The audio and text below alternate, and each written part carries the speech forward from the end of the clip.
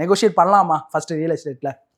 Negotiate பண்ணலாமா real எஸ்டேட்லேருந்து ரொம்ப இன்ட்ரெஸ்டிங்கான கேள்வி.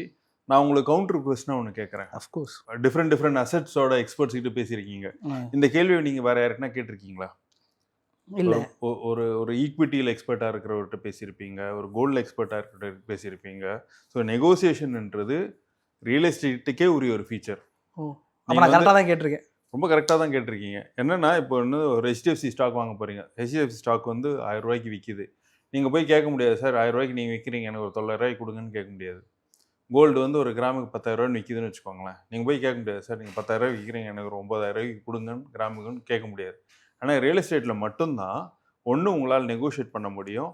ஆல்சோ வந்து அந்த அசெட் கிளாஸோட புரிதல் இருந்ததுன்னா உங்களுக்கு இருக்கிறதுலையே பெரிய அட்வான்டேஜ். இப்போ உங்களுக்கு கோல்டை பற்றி எக்ஸ்பர்ட்டாக இருக்கலாம், ஸ்டாக் மார்க்கெட் பற்றி எக்ஸ்பர்ட்டாக இருக்கலாம், பட் ரியல் எஸ்டேட்டில் வந்து எக்ஸ்பர்ட்டாக இருக்கிறது தான் உங்களுக்கு ஆக்சுவலாக அந்த நாலேஜில் இருக்கிறதுலையே ஜாஸ்தி பணத்தை சேவ் பண்ண முடிகிறது வந்து ரியல் எஸ்டேட்டில் தான்.